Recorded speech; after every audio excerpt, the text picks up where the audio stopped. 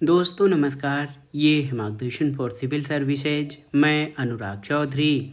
दोस्तों, भारतीय इतिहास के महत्वपूर्ण प्रश्नों के अध्ययन के क्रम में इस वीडियो में प्रस्तुत है प्राचीन भारत के इतिहास के अंतर्गत महाजनपद काल से संबंधित महत्वपूर्ण प्रश्न और उनके उत्तर, जो आपके आगामी विभिन्न परीक्षाओं के सामान्य ज्ञान और सामान्य अध्ययन के भारतीय इतिहास खंड के साथ इतिहास विषय से आयोजित की जाने वाली विभिन्न अध्यापक भर्ती परीक्षाओं जैसे TGT, PGT, LT grade, government inter college प्रवक्ता, government degree college, assistant professor, Kendriya Vidyalaya संगठन, नेट जेआरएफ और बिहार टीआरई परीक्षा के लिए बहुत ही उपयोगी हैं। इस वीडियो में हम 16 महाजनपद, राजनीतिक स्थिति, विभिन्न महाजनपद और उनकी विशेषताएं, तत्कालीन राजवंश और विदेशी आक्रमण से संबंधित सभी महत्वपूर्ण तथ्यों को कवर करेंगे। सबसे पहले आइए महाजनपद काल के राजनीतिक जीवन के बारे में जानते हैं।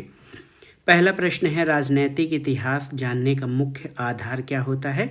तो राजनैतिक इतिहास जानने का मुख्य आधार सुनिश्चित तिथिक्रम होता है, यानी जब कोई घटना या वर्णन एक निश्चित और व्यवस्थित तिथिक्रम के अनुसार लिखा गया हो तो राजनैतिक इतिहास जानने का ये प्रमुख आधार बनता है।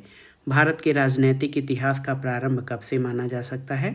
तो ये ईसा पूर्व 7वीं शताब्दी के मध्य से भारत के राजनैतिक इतिहास का प्रारंभ माना जा सकता है। अगला प्रश्न है, किस बौद्ध ग्रंथ में उत्तर भारत के 16 बड़े राज्यों का उल्लेख किया गया है, जिनको 16 महाजनपद कहा गया है? तो ये ग्रंथ है बौद्ध ग्रंथ अंगुत्तर निकाय। याद रखिएगा, बौद्ध ग्रंथ अंगुत्तर निकाय में 16 महाजनपदों का उल्लेख किया गया है। एक और प्रश्न पूछा जाता है कि किस जैन ग्रंथ में 16 महाजनपदों का उल्लेख है?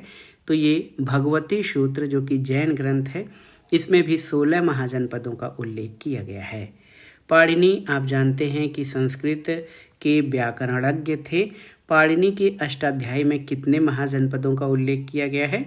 तो पाणिनि के अष्टाध्यायी में कुल 22 महाजनपदों का उल्लेख किया गया है। अगला प्रश्न है, महाजनपदों के उदय के कारण क्या थे? तो कृषि का प्रसार, व्यापार और नगरीकरण का विकास, इसके अलावा लोहे का विस्तृत प्रयोग, ये महाजनपदों के उदय के कारण थे। अगला प्रश्न है, महाभारत और पुराणों में अंग महाजनपद की राजधानी चंपा का क्या नाम मिलता है? तो ये है मालिनी। दोस्तों, महाभारत और पुराणों में अंग महाजनपद की राजधानी चंपा का नाम मालिनी मिलता है। बौद्ध ग्रंथ है महापरिनिर्वाण सूत्र। इनमें किन 6 महानगरों के नाम प्राप्त होते हैं? तो बौद्ध ग्रंथ महानिर्वाण सूत्र में चंपा, राजगृह, बनारस, साकेत, कौशाम्बी और श्रावस्ती, इन 6 महानगरों के नाम मिलते हैं। अगला प्रश्न है, दीघ निकाय के अनुसार चंपा नगर निर्माण की योजना किसने की थी? वास्तुकार महागोविंद ने चंपा नगर निर्माण की योजना शुरू की थी। अगला प्रश्न है, लिच्छवियों ने विश्व का पहला गणतंत्र कहाँ पर स्थापित किया था? तो वैशाली में। आप जान लीजिए, गणतंत्र वो शासन व्यवस्था होती है जिसमें राजा या शासन के मुखिया का पद वंशानुगत न होकर लोगों के द्वारा चुना या चयनित किया जाता है। अगला प्रश्न है, सुत्त निपात में वैशाली को क्या कहा गया है? तो सुत्त निपात ग्रंथ में वैशाली को मगधमपुरम कहा गया है। आइए 16 महाजनपदों के बारे में जान लेते हैं और उनका वर्तमान क्षेत्र और राजधानी। तो कुरु महाजनपद वर्तमान के मेरठ, दिल्ली और थानेश्वर क्षेत्र के अंतर्गत शामिल था। इसकी राजधानी इंद्रप्रस्थ थी। तो कुरु की राजधानी इंद्रप्रस्थ। पांचाल महाजनपद वर्तमान बदायूं, बरेली, फर्रुखाबाद का क्षेत्र आता है, जिसकी राजधानी अहित क्षेत्र और उत्तरी पांचाल थी। सूरसेन महाजनपद मथुरा के आसपास का क्षेत्र था, जिसकी राजधानी मथुरा थी। वत्स महाजनपद, आप जानते हैं कि वत्स महाजनपद के अंतर्गत वर्तमान प्रयागराज, बांदा और फतेहपुर का क्षेत्र था। इसकी राजधानी कौशाम्बी थी। कोसल महाजनपद अवध क्षेत्र था और साकेत उत्तरी अवध की राजधानी और श्रावस्ती दक्षिणी अवध की राजधानी थी। ये देखिए, बहुत ही महत्वपूर्ण प्रश्न है। बार बार परीक्षाओं में 16 महाजनपद, उनकी राजधानियां या वर्तमान क्षेत्र के बारे में पूछा भी जाता है। मल्ल महाजनपद, ये वर्तमान जनपद देवरिया का क्षेत्र है। इसकी राजधानी पावा, पडरौना और कुशीनगर कस्या थी। काशी महाजनपद की राजधानी जो है वाराणसी, वर्तमान वाराणसी का क्षेत्र काशी महाजनपद के अंतर्गत शामिल था। अंग महाजनपद आप जान लीजिए, ये बिहार के भागलपुर और मुंगेर का क्षेत्र अंग महाजनपद के अंतर्गत आता है। और चंपा जो है अंग महाजनपद की राजधानी थी। कुछ ग्रंथों में चंपा को मालिनी भी कहा गया है महाभारत में। अगला है मगध महाजनपद, ये दक्षिणी बिहार, पटना और गया जनपद इसके अंतर्गत शामिल थे। इसकी राजधानी राजगृह, जिसका एक नाम गिरिवज्र भी मिलता है। वज्ज महाजनपद, इसकी राजधानी मिथिला, वैशाली और जनकपुर थी और ये वर्तमान मुजफ्फरपुर और दरभंगा क्षेत्र इसमें शामिल था। चेदी महाजनपद की राजधानी सोत्तीवती थी और आधुनिक बुंदेलखंड का क्षेत्र चेदी महाजनपद के अंतर्गत शामिल था। मत्स्य महाजनपद की राजधानी विराटनगर थी और राजस्थान का जयपुर जो क्षेत्र है वर्तमान में, वो मत्स्य महाजनपद के अंतर्गत था। दक्षिणी भारत में स्थित एक महाजनपद ये अस्मक था, इसकी राजधानी पोटन अथवा पाटिल थी और ये गोदावरी घाटी आंध्र प्रदेश के अंतर्गत आता है। अवंती महाजनपद पश्चिमी और मध्य मालवा क्षेत्र शामिल है। इसमें उत्तरी अवंती की राजधानी उज्जैनी और दक्षिणी अवंती की राजधानी माहिष्मती थी।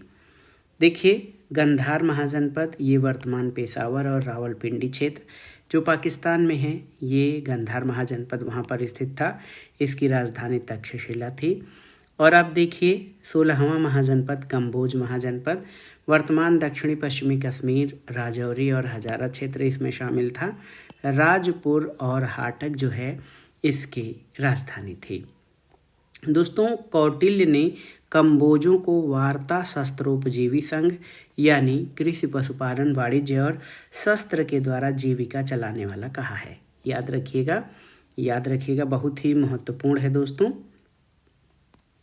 ये क्या है कि आप जान लीजिए कि कौटिल्य ने कम्बोजों को, कम्बोज जो था, कम्बोज महाजनपद दक्षिणी पश्चिमी कश्मीर, ये राजौरी, हजारा वर्तमान जो क्षेत्र हैं इसके अंतर्गत आते हैं। कौटिल्य ने कम्बोजों को वार्ता शस्त्रोपजीवी संघ कहा है और प्राचीन समय में कम्बोज जनपद अपने श्रेष्ठ घोड़ों के लिए विख्यात था। 16 महाजनपदों में से 8 वर्तमान उत्तर प्रदेश में स्थित थे।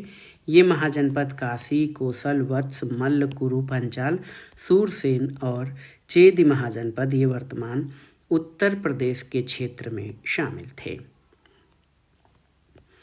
अब आइए बुद्ध के समकालीन महाजनपद और उनके शासकों के बारे में जान लेते हैं।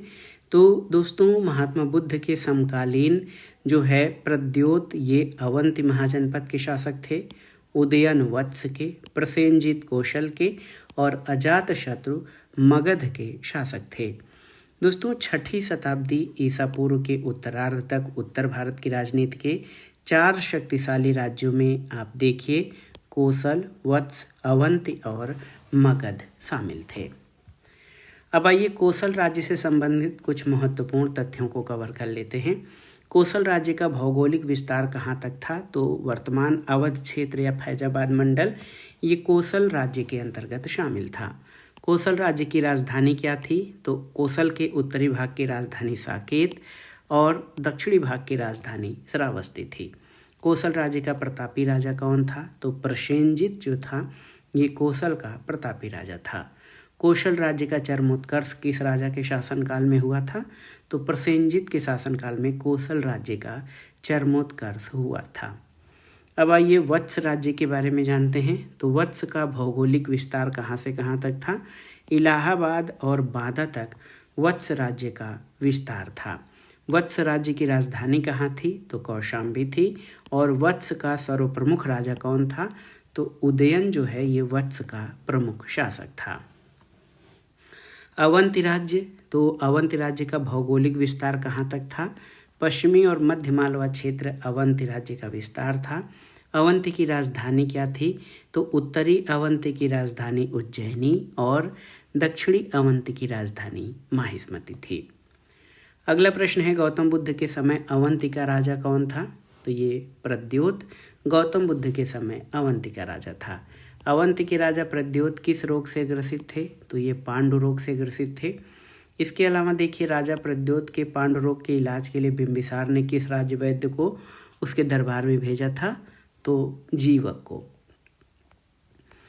मगध राज्य के बारे में जानते हैं। मगध साम्राज्य का भौगोलिक विस्तार कहाँ तक था? दक्षिणी बिहार का पटना और गया जनपद ये मगध राज्य में शामिल था। मगध साम्राज्य की राजधानी कहाँ थी? राजगृह या गिरिवज्र जो है ये मगध साम्राज्य की राजधानी थी। मगध का एक साम्राज्यवादी शक्ति के रूप में उदय के प्रमुख कारण क्या थे? तो 5 पहाड़ियों से घिरी हुई सामरिक महत्व की स्थिति, एक समृद्ध उर्वर क्षेत्र में स्थिति, अच्छा संचार तंत्र, शासकों द्वारा अपनाई गई आक्रामक साम्राज्य विस्तार नीति, ये मगध के एक साम्राज्यवादी शक्ति के रूप में उदय के प्रमुख कारणों में शामिल था। अगले प्रश्न पर आते हैं दोस्तों। अगला जो तथ्य है वो ये है कि पुराणों के अनुसार मगध पर शासन करने वाला पहला राजवंश कौन था? तो ये था बृहद्रथ वंश। बृहद्रथ वंश जो है ये मगध पर शासन करने वाला पहला राजवंश था। बृहद्रथ वंश के किस राजा ने राजगृह या गिरिवज्र को अपनी राजधानी बनाया था? तो जरासंध ने। बुद्धकालीन भारत के समय के गणराज्य यानी गणराज्य में राजवंश शामिल नहीं है, राजतंत्र। इसमें देखिए कपिलवस्तु के शाक्य, सुमसुमार पर्वत के भग्ग, अलकप्प के बुल, केशपुत्र के कालाम, रामगाम या रामग्राम के कोली, इसके अलावा कुशीनारा के मल्ल, पावा के मल्ल, पिप्पल वन के मौर्य, वैशाली के लिच्छवी और मिथिला के विदेह, ये सभी बुद्धकालीन गणतंत्र थे, न कि राजतंत्र। अब आइए हर्यक वंश के बारे में जानते हैं। हर्यक वंश जो है 544 ईसा पूर्व से 412 ईसा पूर्व तक था। मगध साम्राज्य का वास्तविक संस्थापक किसे माना जाता है? तो हर्यक वंश के शासक बिंबिसार को मगध साम्राज्य का वास्तविक संस्थापक माना जाता है। राजा बिंबिसार किस वंश से संबंधित थे? तो ये हर्यक वंश से। राजा बिंबिसार का शासनकाल कब से कब तक माना जाता है? 544 से 492 ईसा पूर्व तक राजा बिंबिसार का शासन था। जैन साहित्य में बिंबिसार को क्या कहा गया है? तो जैन साहित्य में बिंबिसार को श्रेणी कहा गया है।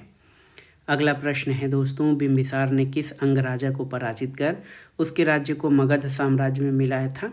तो बिंबिसार ने ब्रह्मदत्त नामक अंगराजा को पराजित कर उसके राज्य को मगध साम्राज्य में मिलाया था।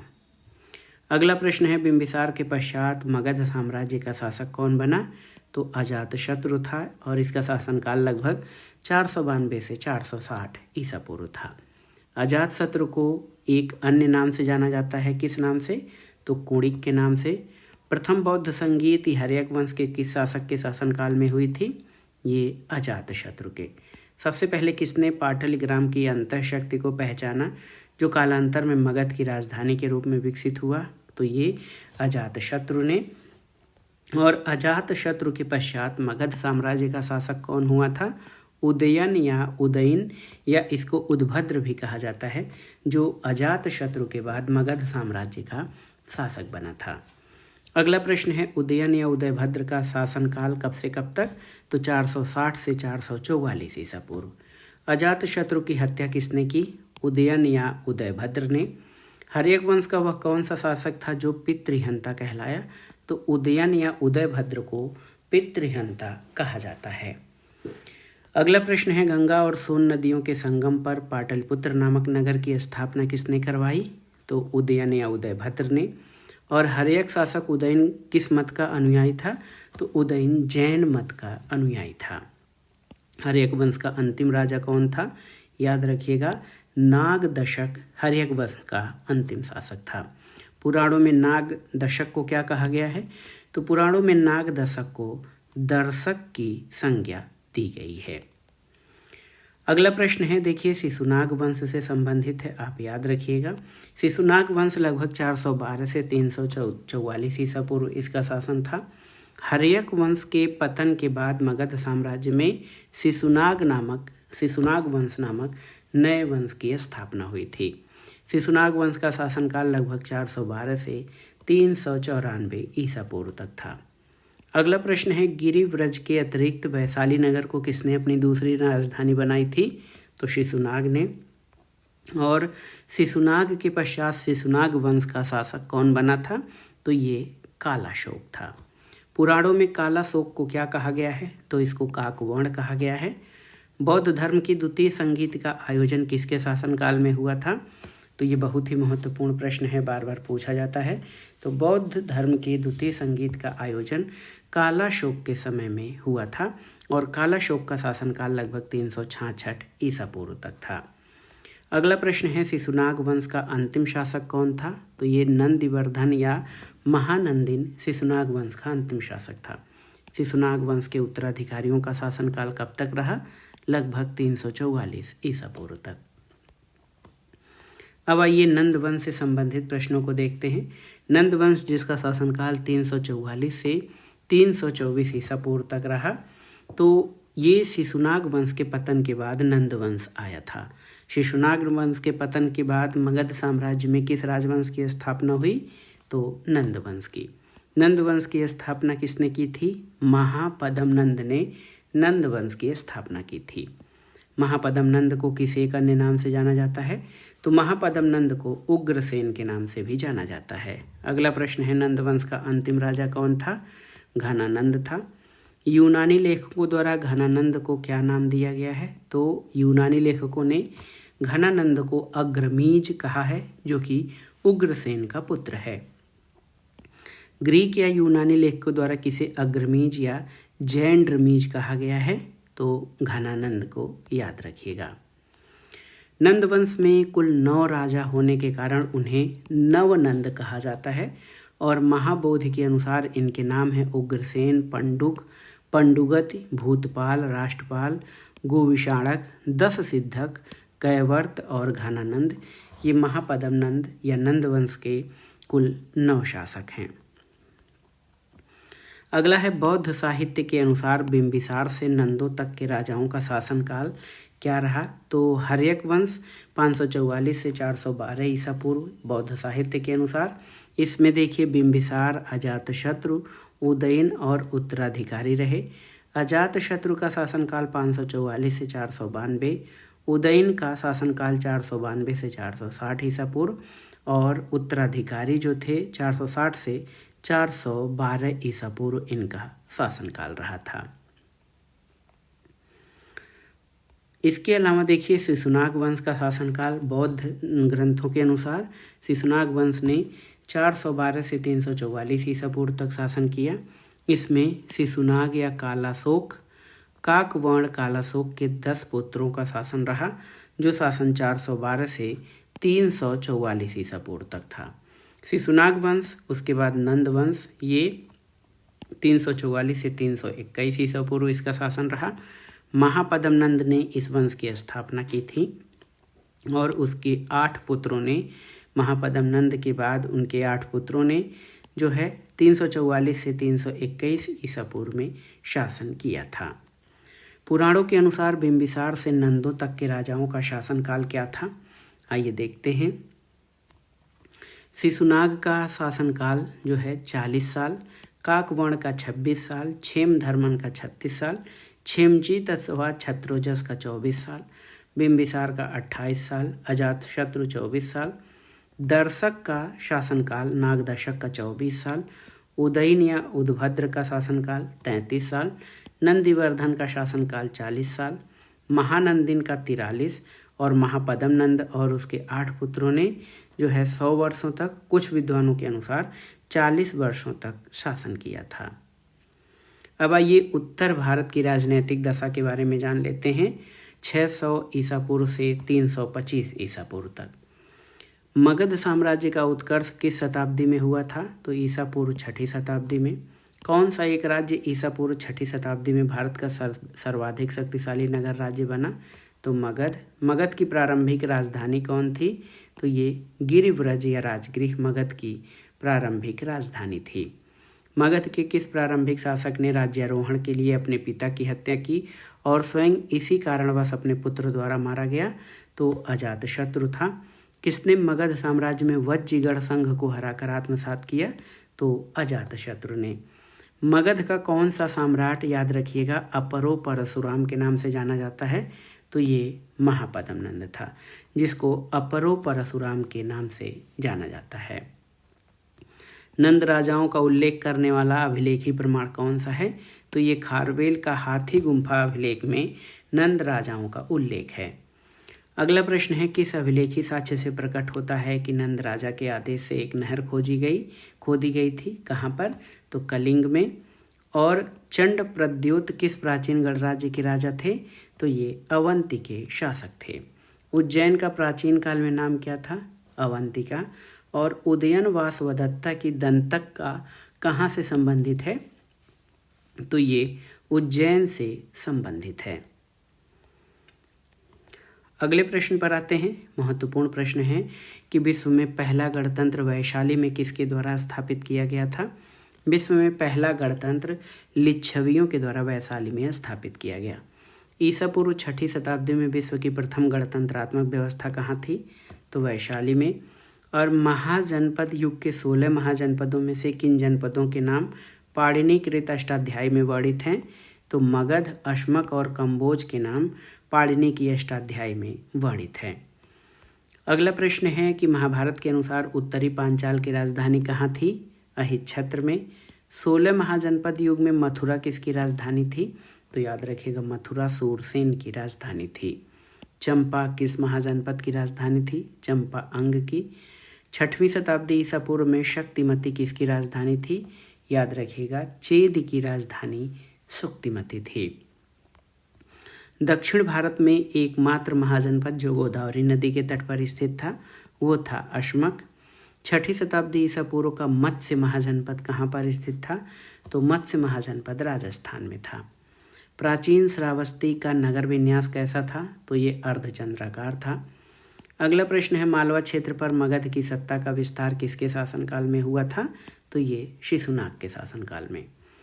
कौन सा राजा वाराणसी को अपनी द्वितीय राजधानी बनाया था? तो शिशुनाग ने वाराणसी को अपनी द्वितीय राजधानी बनाया था। अगला प्रश्न है, नंद वंश के बाद मगध पर किस राजवंश ने शासन किया था? मौर्यों ने। गौतम बुद्ध के समय प्रसिद्ध वैद्य जीवक किसके दरबार में रहता था? तो बिंबिसार के दरबार में। कालपी नगर किस नदी के तट पर स्थित है? तो ये यमुना के तट पर स्थित है। और अगला है, वज्जी महाजनपद कुल कितने गढ़ों का संघ था? तो ये 8 गढ़ों का संघ था वज्जी महाजनपद। अगला प्रश्न है कि 6वीं शताब्दी ईसा पूर्व में कौन सा महाजनपद गणतंत्रवादी राज्य था? तो वज्जी महाजनपद ये गणतंत्रवादी राज्य था। अगला प्रश्न है कि गंगा घाटी में कुल कितने महाजनपद स्थित थे? 10। कौन सा महाजनपद सबसे दक्षिणी भाग में स्थित था? तो ये अश्मक, जो कि गोदावरी नदी के तट पर था। माहिष्मती शहर किस महाजनपद में था? तो ये अवंती में स्थित था। अगला प्रश्न है, पाटलिग्राम जो परवर्ती काल में सुप्रसिद्ध पाटलिपुत्र नगर बन गया, इसका प्रारंभ में किसने दुर्गीकरण कराया था? तो अजातशत्रु ने। अगला प्रश्न है, प्राचीन काल में बिहार को किस नाम से जाना जाता था? तो बिहार को मगध के नाम से जाना जाता था। मगध की राजधानी राजगीर का प्राकृत भाषा में क्या नाम था? तो ये राजगाह था। कौन सा एक राज्य ईसा पूर्व 6ठी शताब्दी के प्रारंभ में भारत का सर्वाधिक शक्तिशाली नगर राज्य था? तो याद रखिएगा, ये था काशी।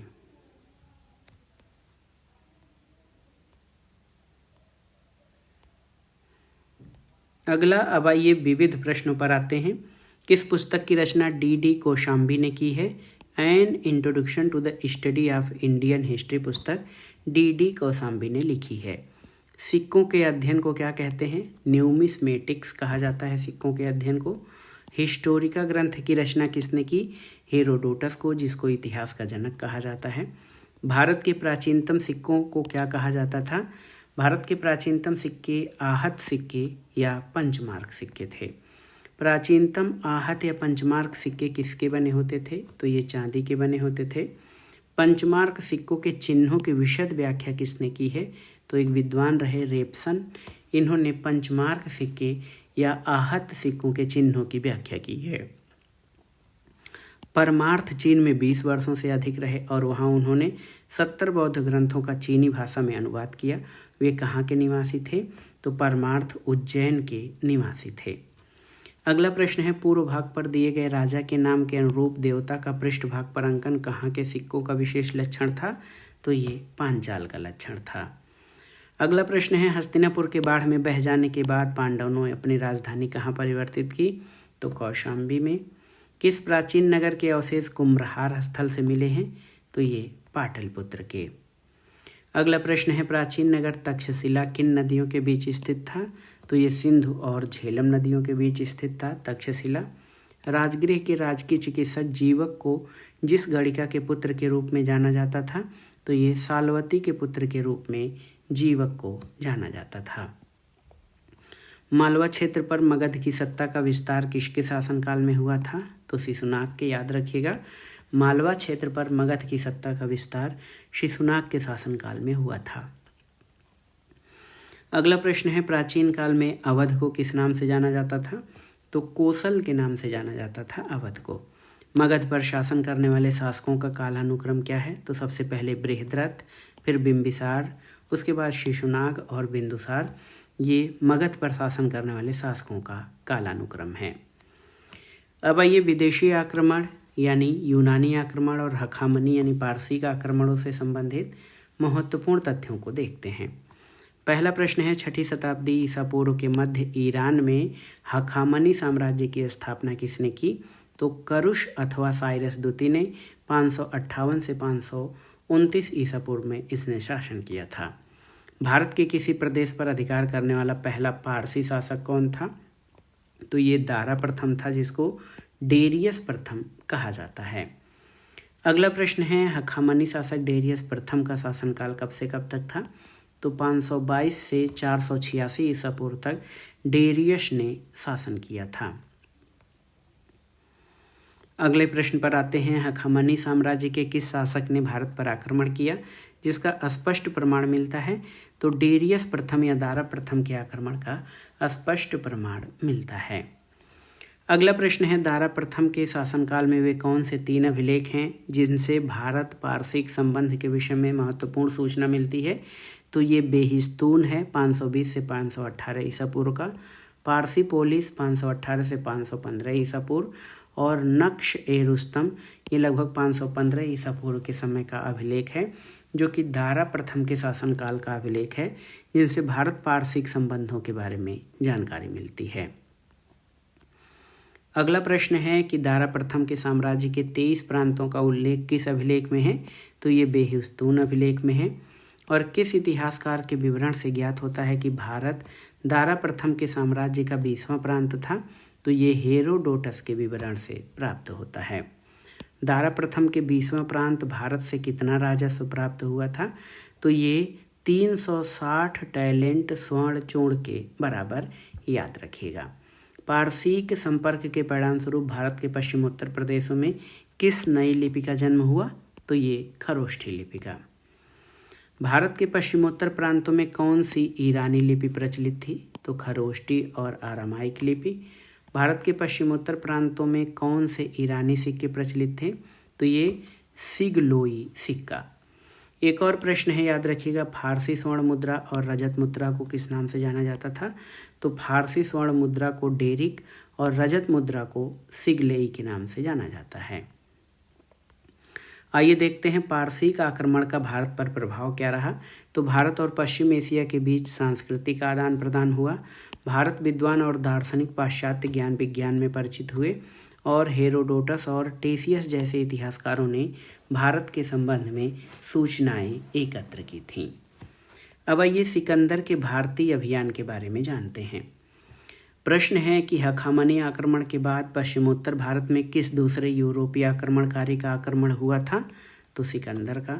सिकंदर कहाँ का निवासी था? सिकंदर मैसिडोनिया या मकदूनिया का निवासी था।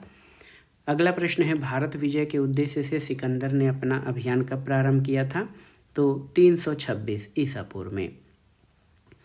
अगला प्रश्न है, सिकंदर और पोरस का युद्ध किस नदी के तट पर हुआ था? तो ये झेलम नदी के तट पर हुआ था।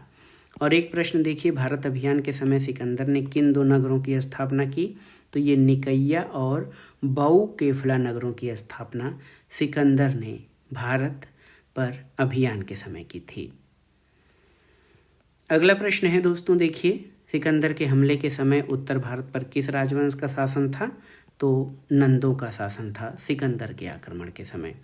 मगध का कौन सा राजा सिकंदर महान का समकालीन था?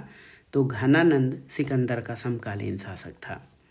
अगला प्रश्न है, युद्ध भूमि में बड़ी संख्या में सैनिकों के मारे जाने अथवा आहत हो जाने के बाद किस भारतीय गढ़ अथवा राज्य की स्त्रियों ने सिकंदर के विरुद्ध शस्त्र धारण किया? तो मत्सग यानी अश्वक राज की महिलाओं ने शस्त्र धारण किया था। अगला प्रश्न है, भारत में सिकंदर की सफलता के क्या कारण थे? तो उस समय भारत में कोई केंद्रीय सत्ता नहीं थी, सिकंदर की फौज बेहतर थी और उसे देशद्रोही शासकों से सहायता मिली। ये भारत में सिकंदर की सफलता के कारण थे।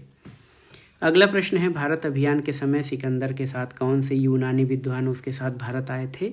तो नियार्कस, आनेसिक्रिटस और अरिस्टोबुलस ये भारत अभियान के समय सिकंदर के साथ भारत आए थे। अगला प्रश्न है, मध्य एशिया के दक्षिण भाग में स्थित कौन सा राज्य चतुर्थ शती ईस्वी में भारतीय सभ्यता का प्रमुख केंद्र था? तो ये था खोतान। और सिकंदर भारत में कितने माह तक रहा? लगभग 19 माह तक रहा था। सिकंदर के समय ब्यास नदी के पूरब कौन सा शक्तिशाली गणराज्य स्थित था? तो ये अवधेय का गणराज्य स्थित था। सिकंदर के आक्रमण का भारत पर क्या प्रभाव पड़ा? ये मुख्य परीक्षा के लिए भी महत्वपूर्ण है, आप पॉइंट में इसका उत्तर दे सकते हैं। सिकंदर के आक्रमण से भारत और पश्चिमी देशों के बीच व्यापारिक संबंध और प्रगाढ़ हुए। पश्चिमोत्तर भारत में अनेक यूनानी उपनिवेश स्थापित हुए। भारत और यूनान के घनिष्ठ संपर्क से आवागमन के लिए समुद्री और स्थलीय मार्ग खुल गए। भौगोलिक ज्ञान में वृद्धि हुई। यूनानी मुद्राओं के अनुकरण पर भारत ने उलूक शैली के सिक्के ढाले गए। भारतीय मुद्रा निर्माण कला का विकास हुआ। कला और ज्योतिष के क्षेत्र में भारतीयों ने यूनानियों से बहुत कुछ सीखा। गांधार और यूनानी कला शैली का विकास हुआ। दर्शन और गणित के क्षेत्र में विकास हुआ। यूनानी शासन पद्धति से भारतीय शासन पद्धति प्रभावित हुई। स्काईलैक्स जैसे यूनानी भारत की यात्रा पर आए। स्काईलैक्स ने भारत से पश्चिमी देशों तक एक नए समुद्री मार्ग की खोज की और भारत के पश्चिमोत्तर प्रांतों में खरोष्टी नामक नई लिपि का जन्म हुआ और ईरानी सिक्के सिगलोई पश्चिमोत्तर प्रांत में प्रचलित हुए थे। तो दोस्तों, ये था आज का वीडियो प्राचीन भारत के इतिहास के अंतर्गत महाजनपद काल और उससे संबंधित राजनीतिक स्थिति, विभिन्न महाजनपद, राजवंश और विदेशी आक्रमण में सिकंदर और हखामनी वंश के आक्रमण से संबंधित महत्वपूर्ण तथ्य और जानकारी जो आपके परीक्षाओं के लिए बेहद महत्वपूर्ण है। आप इसको अच्छे से तैयार कर लीजिएगा। ये वीडियो आपको कैसा लगा हमें कमेंट बॉक्स में ज़रूर बताइएगा।